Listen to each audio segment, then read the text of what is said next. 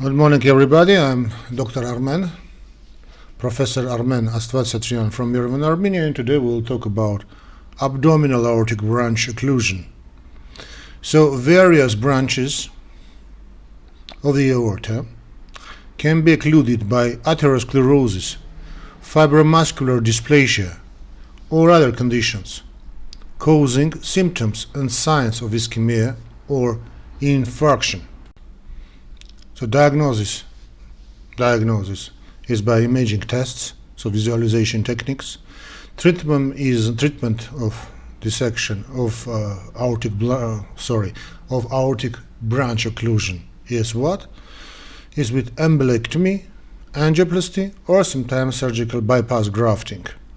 Occlusion of branches of the abdominal aorta may be acute, so resulting from embolism, atherothrombosis or dissection. Chronic, resulting from atherosclerosis, fibromuscular dysplasia, or external compensatory compression by mass lesions. Common sites of occlusion include superior mesenterical arteries, celiac axis, renal arteries, aortic bifurcation. Chronic occlusion of the celiac axis is more common among women for actually unclear reasons. Sometimes the causes of embolism may be aortitis. So aortitis, as we hear this, is inflammation of the aorta, sometimes causing aneurysm or occlusion. So aortitis is rare, but potentially life-threatening. Is reported incidence 1 to 3 per 1 million a year. Aortitis is caused by connective tissue disorders, for example, Takayasu disorder, Takayasu arteritis, Jansel arteritis, ankylosing spondylitis, relapsing polychondritis. Some infections, for example, bacterial endocarditis, syphilis, Rocky Mountain spotted fever, fungal infections.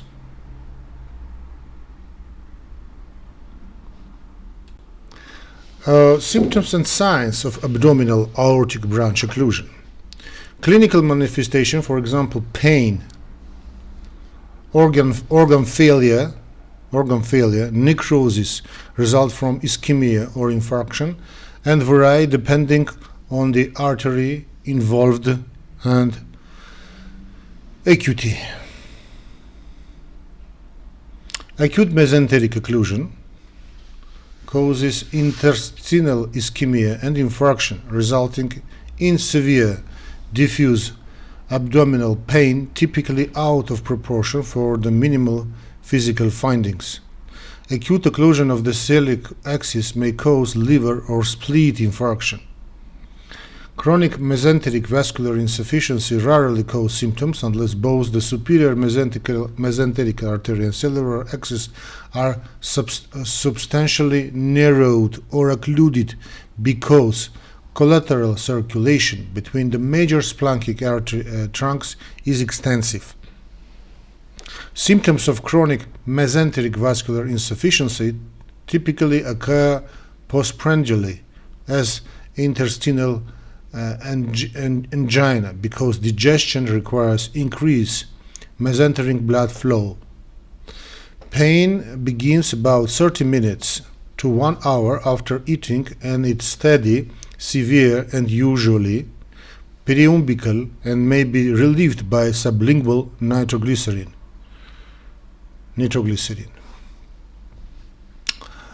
Okay, sublingual nitroglycerin. Patients become fearful of eating. Weight loss, often extreme, is common. Rarely, malabsorption develops and contributes to weight loss. Patients may have an abdominal bruit, nausea, vomiting, diarrhea or constipation, and dark stools.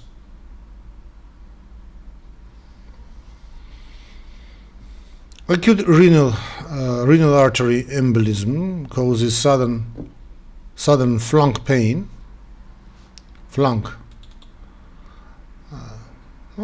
lateral pain. So followed by hematuria. Chronic occlusion may be asymptomatic or result in a new or hard to control hypertension and other sequel of renal insufficiency or failure. Acute occlusion of the aortic bifurcation or distal branches can cause sudden onset of pain at rest, pallor, paralysis, absence of peripheral pulses, and coldness in the legs. So, like acute peripheral arterial occlusion. Chronic occlusion can cause intermittent claudication in the legs and buttocks, and erectile dysfunction, so Lerish syndrome. Femoral pulses are absent, and limb may be jeopardized. So, concerning diagnosis, the diagnosis of abdominal aortic branch occlusion is imaging tests, of course. Visualization technique, one of the visualization techniques. So, diagnosis of abdominal aortic branch occlusion is based primarily on history and physical examination, and it's confirmed by duplex ultrasonography.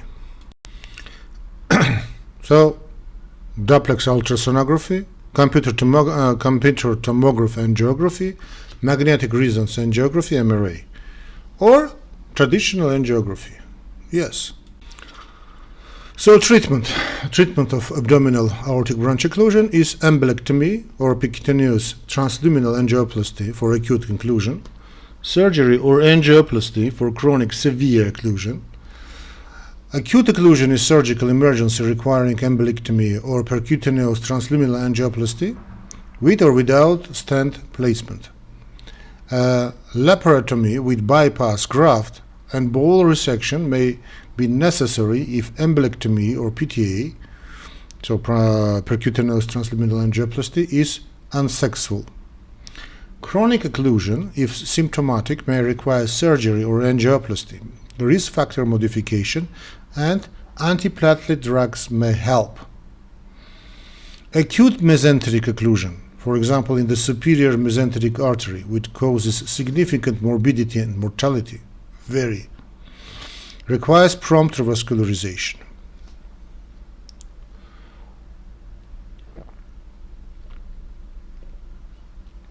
Prognosis is poor of the intestine is if the intestine is not revascularized within 4 to 6 hours. For chronic occlusion of the superior mesenteric artery and cellular axis, dietary modifications may temporarily relieve symptoms. If symptoms are severe, surgical bypass from the aorta to the splanchnic arteries distal to the occlusion usually results in the revascularization. Long-term patency of the graft exceeds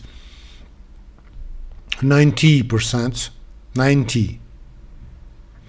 Inappropriately selected patients, particularly among older patients who may be poor candidates for surgery, revascularization by PTA, with or without stent emplacement, may be successful. Symptoms may resolve rapidly and weight may be regained. Acute renal artery occlusions requires embolectomy. Sometimes PTA can be done. Initial treatment of chronic occlusions involves antihypertensives.